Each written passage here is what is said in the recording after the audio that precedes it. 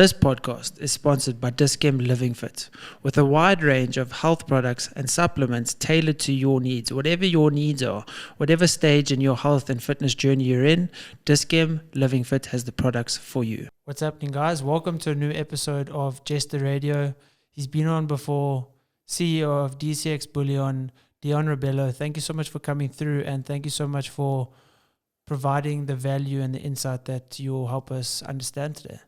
How's it, Jess? It's lovely to be on your podcast again. I really do appreciate it. So essentially, the reason I actually reached out to you was more because of, I didn't really understand as in depth as, after the first podcast about how bad our economy really is compared to other economies, how much more safe it is to, invest in things that aren't tied to your country specifically. And, with South Africa doing things that, as the layman seem quite silly, like going and doing things and partnering with Russia. I don't know if they are. Some articles I was reading, it looks like they almost haven't, but did things that looked like they have. So I don't know if you want to maybe, and it's a big contentious issue, is this, this arms deal or something that looked like was an arms deal in Russia? So yes, I mean this whole topic is exceptionally loaded, and it definitely creates two parallels, two definite sides. There's no gray area, and unfortunately, South Africa has tried to be the middleman and fence-sitting for a number of years.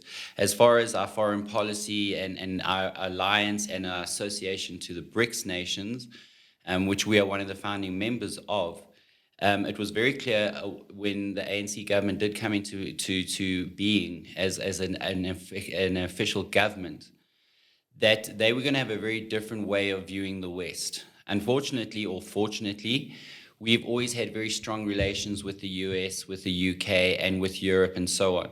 So you'll always see it in South African politics. And let me be very clear here: we, as a company, are completely apolitical. So we don't take a stance on politics. We're here to actually empower people to make what's the best options for themselves and their wealth. And ultimately, however things fall, those are based on us looking at the markets through our research and seeing what's happening. And what's interesting is what we are going through right now, we saw 2-3 years ago coming. And what's interesting is if we go back into that and we look at the whole Russia thing, when Russia invaded Ukraine, and regardless of if it's right or wrong, as I said, that for me is not the issue here. There was a fundamental change in global politics. Russia then went against the agreements at the international criminal courts and the agreements that were all based with that. And what that also essentially did is it created that division. Now, if you go back and probably it was way before when you were very, very young, or even before then, is the Cold War crisis of the US and Russia during when Russia was still a Soviet Union. And definitely all of that. Way before I was born. Well, I was a youngster, yeah, and it made no sense to me. But I remember hearing these things going, and especially into the 80s with the coming down of the Berlin Wall and the changing of global politics. There seemed to be almost a neutrality of how the West and the East, if you want to term them that, Russia and the US, saw each other. And through the 90s and into the 2000s, there was almost a bridging of relations. And of course, Putin came in and he saw things a lot differently, and he started to see Russia as being a far more dominant player in the world. This was also when Russia or China was now coming into being, becoming a real global player economically. And if you go and see the GDP growth rates over the last 50 odd years, you'll see China's growth rate has been unprecedented in that period of time. So it brought Russia into that place where now suddenly they needed to align with certain partners. And that's when the whole BRICS nations, which is Brazil, Russia, India, China, and South Africa. And we were part of that initial agreement. With the whole Ukraine war, that created that division again, where suddenly the world, if you were either for or against, you now needed to align yourself accordingly. What's interesting, BRICS nations, or the BRIC group or BRIC bloc is now having unprecedented countries wanting to actually become part of that whole sector. We also see that there was a definite push with Russia to decouple the dollar, and there's a big drive because the dollar is the global currency. Anything in the world, even with bullion, we quote things in dollars. It is the global currency, and it is always the thing that is used in monetary terms. And that is then linked to the dollar, which is then the petrodollar. And the Americans have always had quite a hold over this globally. So there's a lot of countries in the Middle East and within Russia and in the East that see this, that there's probably a level of unfairness to how things are played out. You know, the person that has all the cards controls the game. And essentially, that's kind of where BRICS came into being because of that. So now we bring it all the way forward. Russia invades Ukraine. We see what's all happening there. And then suddenly, South Africa now needs to align themselves. We're part of the BRICS nations. And again, we got this handout to Russia saying, we are your friends, we are your supporters, we back you. Yet our trade relations and our trade agreements, our biggest ones are with Europe and the West. So mainly UK and then also the US to a large degree. That has changed over the last couple of years, where China is now starting to take a bigger part of those trade agreements.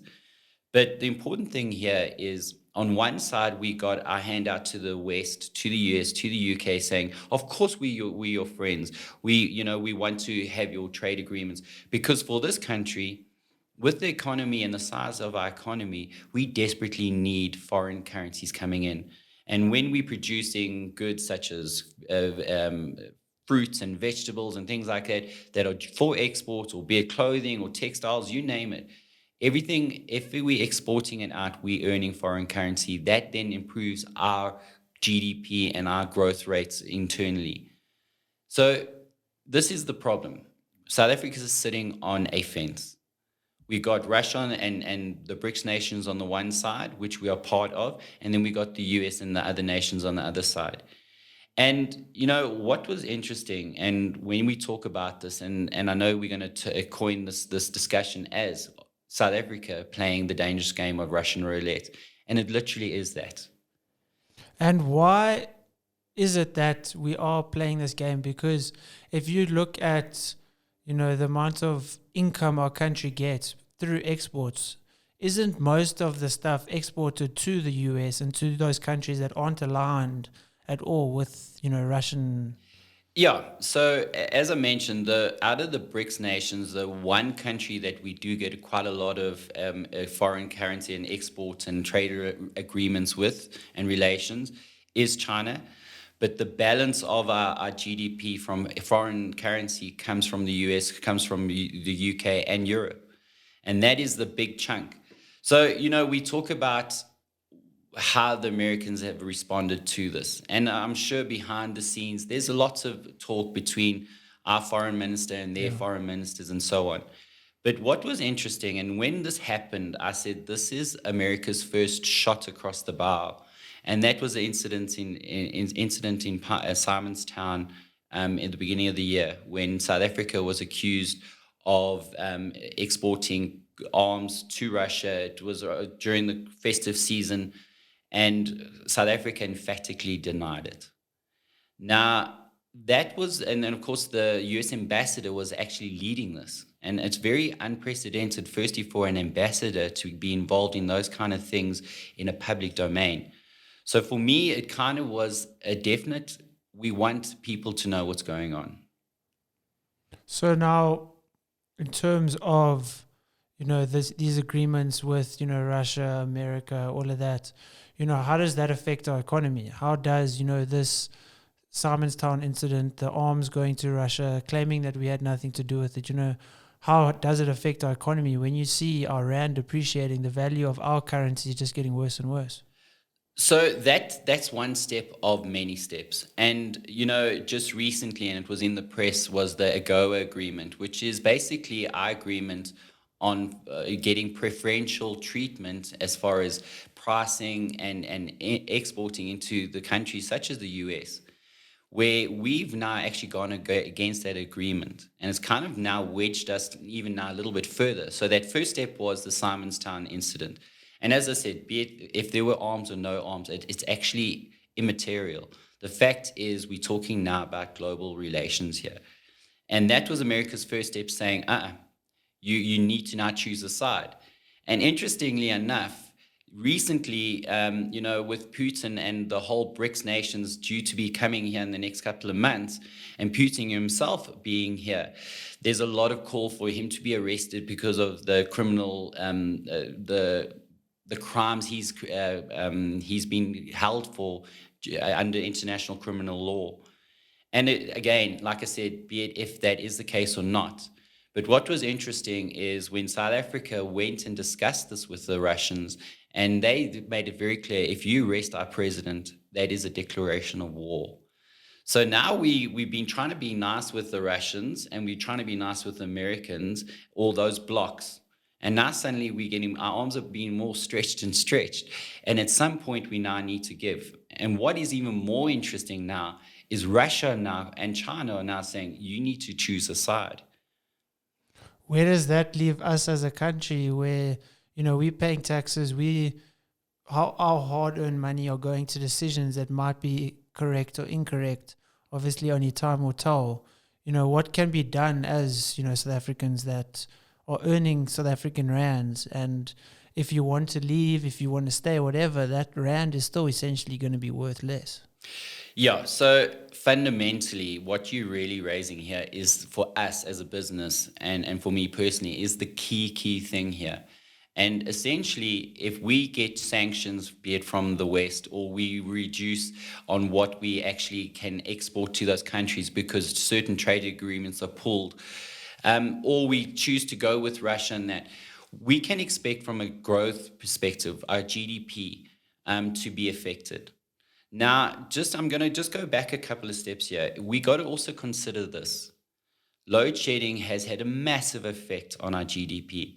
I know from a mining perspective, and fortunately, we're now halfway through winter and it hasn't been as bad as anticipated. But every time we hit stage 6, in the mining sector, they cannot go underground and mine. That's pretty much their cutoff point to operations. If we look, and I'm sure you know this, and many people listening will know, the effect of load shedding, how it's had a massive effect on our economy. We just need to see how companies, and you go out there and ask people. So without even the government trying to make things better, we already got this problem. Then, of course, we got the grey listing from the last year. And what their grey listing essentially meant was our creditworthiness as a government on paying our debt and how we manage our actual debt as a country is not in great shape. In fact, we're now in the point of junk status. Sorry to interrupt, but I don't know if you know the numbers, but who are we in debt to the most?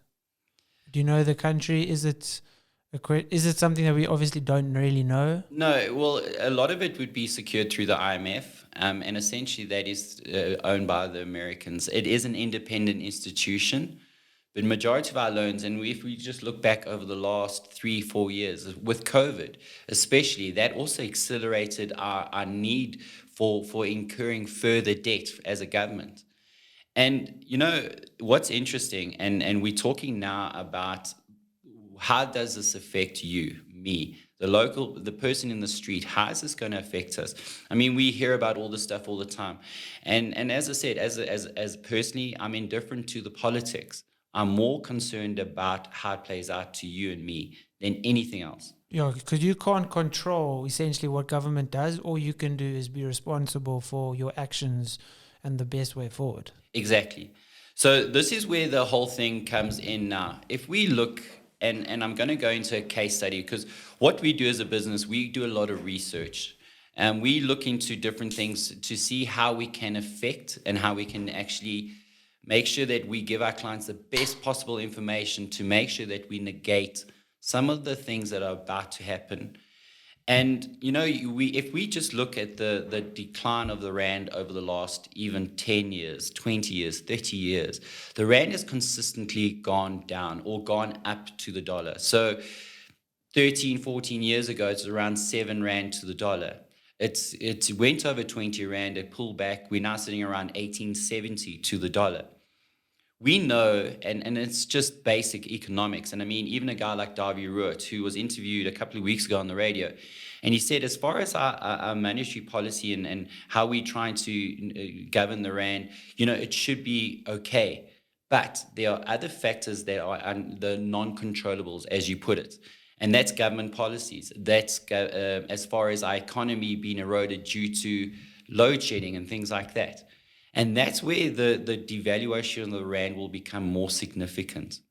So if we look at it, and I mean, the Rand right now, as I said, is sitting around 1870. And we looked at a case study where we looked at Argentina. And why we did that was very simple. We know that South Africa, with this amount of debt that we've been incurring, COVID was one of those big things where we actually incurred even more debt. At the beginning of this year, the finance minister was saying that we secured another loan.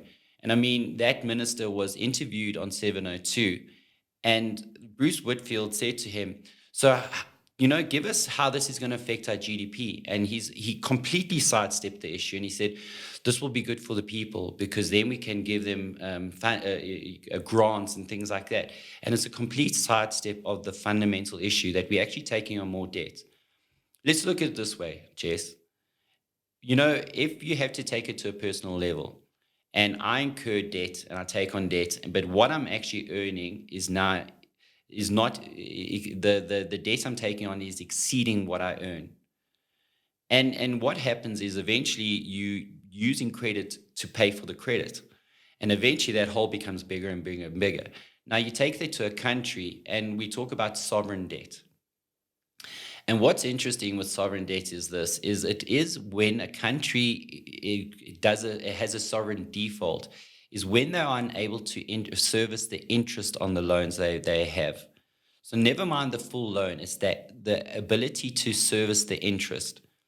Now, we came very close to it about in 2021, where we were on that fiscal cliff, and we are at that point of actually coming to a point. At that time, the finance minister then was Tito Mboweni. He then made it very clear, in order for us to avoid a sovereign default, we need to do certain things. In other words, zero increase in public sector wages. A couple of years down the line, that fell apart. We needed to reform all of our municipalities to make sure that they were functional from a financial perspective. That's fell apart. None of them are, more than half of them, if not up to 80% of them, are completely dysfunctional from a financial perspective. So we know that he kind of bought us some time. He was able to secure further loans, but we know that we're at the point, and within the next couple of years, this will be realized, where we will probably have a sovereign default. And ultimately, what does that mean? And this is what we're all building up to right now, is what it effectively will mean is what happens to our money. And right now, we live in South Africa, it's our Rand. So as a South African, everything I have is based in Rand, either investments or things that I own in this country. So when the Rand devalues, essentially those investment policies devalue, and all the things that we own in Rands devalue. So with this devaluation, is there anything that, the governments, their decisions that they're doing now, is anything, obviously you can just see what happens without, having sides and choosing sides and having a political view other than a responsive business aspect, into what to do next. But is anything to do now with like elections coming up? Is there anything that, politically there is to gain by doing certain things with different countries? See, the problem is, as far as elections are concerned, and I mean, you hear voter apathy is at an all-time high. People are disillusioned. In fact, stats came out last week where we got the South Africa is at a 40-year high of consumer disillusionment, where we don't actually believe and support what's actually happening from a financial perspective in this country. And what's interesting, and I'm going to talk to you about a case study we did, which was the Argentinian sovereign default. In January of 2020, the Argentinian peso was 59 pesos to the dollar. Currently, it's around 257 pesos to the dollar. And literally, that's in 2.5 years. We've had a complete fall of the Argentinian peso. The thing is this, if we had to look at it and we said you held 1 million pesos in an Argentinian bank, the current value would be around 200,000 pesos in buying power. Alternatively, if you'd taken 1 million pesos in January of 2020 and bought gold, physical gold, you would have bought 11 ounces of gold. Currently, if you had to go and buy gold with your 1 million pesos in the bank, you'd be lucky to get 2 ounces. But this is the difference. Those 11 ounces are valued at over 5.4 million pesos. Sure. So while the peso has completely fallen off a cliff, you have not just maintained, you've actually grown your wealth over this period of time. And all you've done is you've taken your money, your hard-earned money, and put it into a vehicle that protects in these uncertain times. What about someone that can't afford to even buy, 50,000 rands worth of gold? What kind of things do you offer as a business? So again, and we've always been very mindful of that, and we develop specific programs that deal with that, where clients on a monthly basis can be purchasing for as little as 500 rand on gold a month. And you can put our website details on the bottom of the podcast. But there again, it's a very simple thing. You're accruing grams, and what differentiates that to anything else in the market is you're not buying a percentage or putting your money into a savings vehicle, and when you achieve an ounce of gold, you get that ounce. We are literally on a monthly basis, you are actually buying grams of gold or part of a gram of gold a month. And then the important thing is when you get to that point, at any stage you want to liquidate, we will liquidate on the value of the gold on that day. So all those little grams add value. And in the end, you're holding something while the rand is devaluing to the dollar. Suddenly, those small little grams become more and more important. A lot of people, and I know my dad's done this, is, buying things like gold, Kruger rands, all of those, things that through the test of time have proven that they are valuable and maintain and grow in value. But what about, comparing it to retirements, comparing, buying gold or giving it to your children one day, or, putting money away in the bank every month, allocating 3,000 rand to go to a retirement annuity. But then when the rand is devaluating so much, you're retiring, you've put away so much. But then if you're in Argentina, you put away 1 million rand and it's only worth 200,000, Jess, what you say to me, and what's interesting, I was actually about to talk about this, is for me, when I started this business, the main drive of this business was seeing my father work hard throughout his life and knowing that he's now gone into that age of retirement, that all his wealth literally could be eroded. Like I said, over 2.5 years, his wealth could be literally eroded overnight. And again, what we did as a business, we looked in and we decided to have a case study on my RA. I actually wanted to break it down to make sense of it, to see, is there real value in this? Now, the RA is with one of the top institutions in the country. And what was interesting is this is over a 14-year period. And literally every single month, there's a premium that I pay into that RA. The total value currently is sitting at around 160,000 rand. In actual premium value. The current actual growth value is sitting on about 205,000 rand. Now, what's interesting is if I'd gone and bought gold. So what kind of growth is that, though, going from 168,000 to 205,000? It's roughly about 17% in rands. However, if you had taken this and you then converted it into dollars, it would actually be in a negative. You'd be about 21% in the negative on the actual RA. So what we're saying is as the rand is devalued over that period of 14 years, the actual value in dollar terms has actually been in a negative. So your premiums exceed your actual value in dollars. So essentially you're paying, and you've paid 205, but you essentially haven't even saved that amount. Exactly. Now, this is the other thing. So, what we did is we looked at if you'd gone into those exact same premiums on a monthly basis over the last 14 years and bought physical gold. Now, we could have made it look better by doing it on spot gold and not add a premium for manufacturing, but we applied the manufacturing premium. And what is interesting is this over that same period of time, where I said the RA would hold a value of about 205,000, you'd be sitting on 80,000 Rand in value. Sure. So it's a massive, massive difference. And that is just on sheer currency devaluation from the Rand to the dollar. And the nice thing is, those premiums at about 1,600 Rand a month are not massive amounts of money. Yes, for a lot of people, it is a big amount of money from their monthly income. But again, that's where we come back to you can invest in small amounts and build up to those kind of levels. And as that also is nice, as you mentioned, and maybe you could also talk about that, is if you at any point, want to pull out, you can, and then you've still essentially made money because your rands are worth so is it essentially, if let's say you've put in 10,000 Rand towards the gold, you now have a certain amount of gold. When you liquidate that gold, do you get what the gold is to the dollar or to the Rand?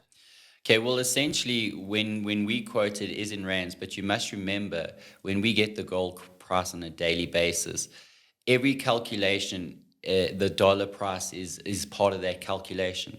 So if the Rand has done poorly to the dollar, even though the global price in the dollar in gold might have actually gone down, but if the Rand has performed poorly to the dollar, when we buy it in rands, there might be an increase in the actual price. And we see that all the time, especially when you get quite a big jump in the Rand. You can see globally the gold price is quite static or lateral, but yet in rands, when we purchase, there is that difference. Absolutely.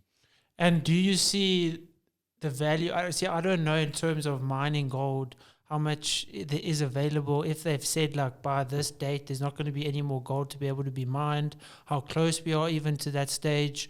Do you see, because the growth of gold has been pretty stable throughout, never really fluctuates like things like Bitcoin and stocks and any of that. So it is a more safe bet. But do you see it there being, a drastic rise in the value of gold because of, scarcity? Okay, so scarcity is one of the factors. And let's put it this way: South Africa was the top producer for many, many decades. We sitting about sixth in the world. There's still plenty of gold reserves, even in this country. And I come from a mining background. There are many reserves, probably 4 kilometers down, that are still there, that at the right price, they will mine it. So that comes to the other factors. What influences the price of gold? Uncertainty, war, things like that, where globally there's a lot of uncertainty. You'll see a lot of big institutional investment companies or houses moving a lot of their assets into gold because of the stability. You talk about also, you mentioned Bitcoin and you mentioned gold being stable. You must understand this, that gold is traded in the trillions of dollars on a daily basis. And its actual size in volume is far, far bigger than, say, Bitcoin or silver. So you can see with silver, you get massive spikes in a day and then massive drops. It's because those markets, you will get a lot of flooding in with buyers or punters. And that markets are manipulated to a large degree. And we've seen that a lot in the silver sector, where you've got certain blocks of people where they've gone and purchased price silver to actually boost the price. And that happens. And the same thing with Bitcoin, because those markets are far smaller. Again, we look at the growth in gold. As far as governments buying, it's been on an unprecedented level globally. The amount of tons, metric tons that have been bought across the world from the likes of China, Russia, Turkey, across the board. I mean, it's been unprecedented over the last couple of years. And that is indicative of the fact that there's global uncertainty as far as political, but also global uncertainty as far as economic. We know that, and if you look at, you speak to any good investor, they will tell you that the world has got to a certain point. And I mean, I chatted to an investor the other day, and he said The biggest problem with a lot of like a lot of investors my age is they've lived in a world where interest rates had been an all-time low. So for the last probably 40 odd years, the world has gone through a phase where rates were low. So of course we can just print ourselves out of this. Now suddenly you look at globally, all countries, including ours, are now having to up our interest rates because they're wanting to avoid inflation. Yet it still filters through. We still see the prices shooting up in the shops as far as food and things like that. And that's all over the world. If you go to the UK, you go to the US, you go into Europe, these problems are real for everybody. So there's massive uncertainty happening globally, economically. There's talk of a global reset from a currency perspective. If that happens or doesn't happen, again, this is about making sure we negate those short-term and long-term things that can happen. What is something like a global reset? There's a lot of talk where a lot of the central banks are wanting to move away from your physical hard fiat currency and into a digital based currency, which would follow pretty much the crypto model, where there's a lot of with cryptocurrencies, every single transaction is literally multiple recognized and authorized from different sources. So there's talk of a lot of the countries now moving into that. And in fact, a lot of them are saying it's going to happen this year.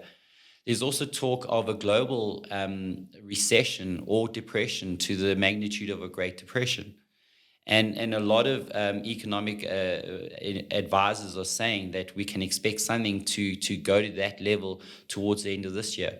Will that happen? They've been saying this for the last 5 years, but we know we're in for something that is of great magnitude, and we don't know what that is. But in the interim, like we use that Argentinian question or scenario, if you had 1 million pesos in the bank in Argentina, and you now still have that same 1 million pesos, you're that much poorer. Now, my whole thing to anyone listening to this is, do you want to be in a situation in 3 to 5 years from now, you are under the same thing that you believe that your wealth is being maintained? We've shown you through the case study of the RA, even them, and I've got one, they are not showing the value that we need, that I can sustain myself or my family.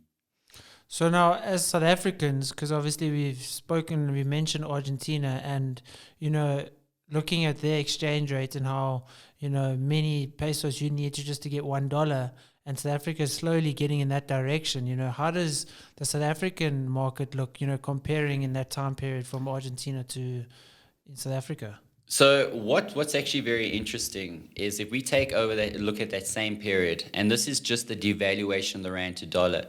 In January of 2020, the rand to dollar was 14 rand to the dollar. You would have been able to buy 47 ounces of gold with that 1 million rand. Right now, the rand to dollar, as we said earlier, is 18.70. You will be lucky to buy 27 ounces of gold. Sure. So in 3 years. And we haven't had a major sovereign default. We haven't seen the rand tumble. Now, this is where we need to have that call to action.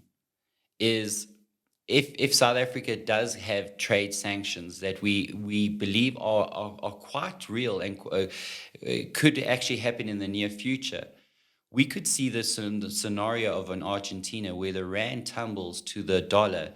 It goes from 19 to 20 to 30. And imagine that.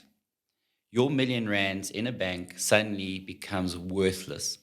And this is that call to action that we really on about here, is realize that you have got a choice. We can't control what's happening with our governments and the decisions they're making. And you highlighted that. But we do have a choice on how we control our wealth. And gold is one of those vehicles that can negate a lot of these losses. And I think as, I want to say the next generation, but I think I'm slowly past that point, and maybe the next generation is actually a bit younger than me. But I think these are the important things that we need to know and we need to learn and we need to understand is, sure, retirement annuity is great. Sure, investing here and there is great, but are those investments in 10 years' time even going to be worth what they are worth now? My retirement annuity in 10 years' time, those stats and that growth or the depreciation could be way worse than what yours is even. And the way I think the country is going, it's safer to assume that it is going to just be worse than what you've experienced. 100%, Jess. And I think the important thing here is as I said to you from the beginning, it's not about knocking the government and that we're just looking at things practically. And the grey listing is an issue. The government's response to that. We look at even our own finance minister, Godongwana. He had spoken to the Mauritian finance minister about our grey listing because they had a grey listing as well. And it took them 21 months to get out of their grey listing. And what Godongwana said, and I find this so challenging in many ways, is he said, by this time next year, we will be out of our grey listing. And for us to even say that, it's outrageous. Because if we have to compare ourselves to a country like Mauritius, where you've got a government that is driving investment, making sure they're securing that it's an environment conducive to business and making sure they can have business, we right now know that from a GDP perspective, we've been clipped with load shedding. We know that all the things that have been happening are not helping us grow this country. In fact, it's helping us shrink it. There's massive concerns from private medical aid companies where that volume of people that used to support those systems is now becoming less and less. So we know from just a trend perspective that for him to make a statement like that, where our own national executive can't agree on basic things, never mind fundamental things as such, that sums up a lot of what we're having to deal with. There's a lot of talk shop, but when it comes to implementing, it's falling short.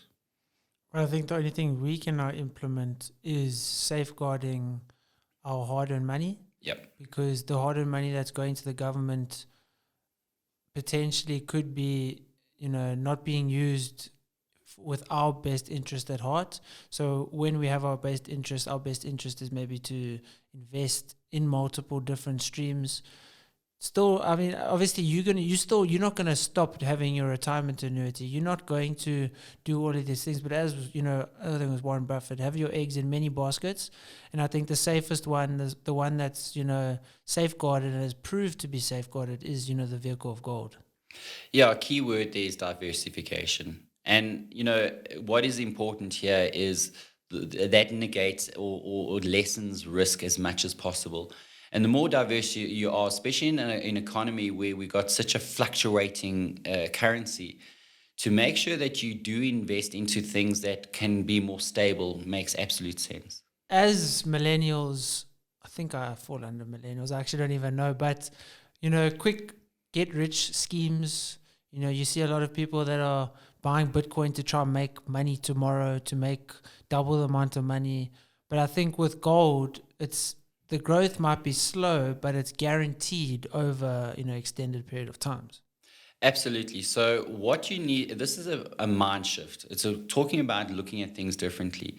If you're into making a quick buck, then physical gold is not a vehicle for you.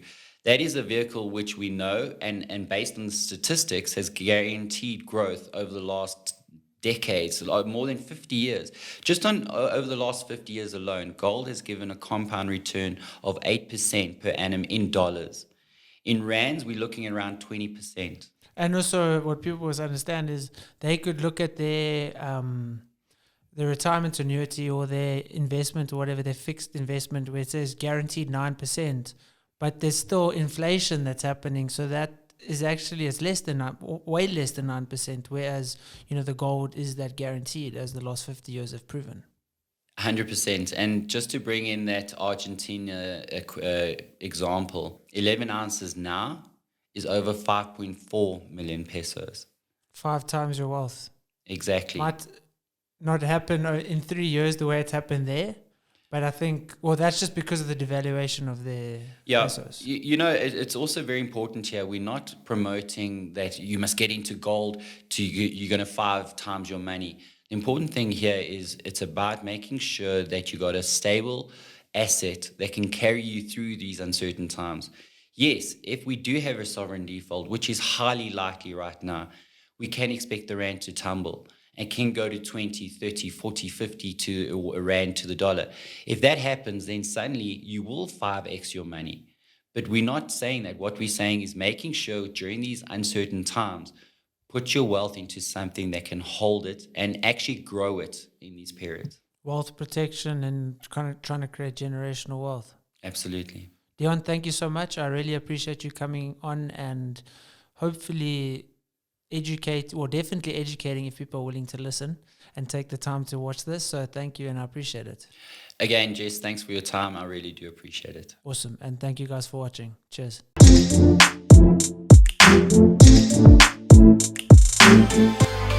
This podcast is sponsored by Dis-Chem Living Fit, with a wide range of health products and supplements tailored to your needs. Whatever your needs are, whatever stage in your health and fitness journey you're in, Dis-Chem Living Fit has the products for you.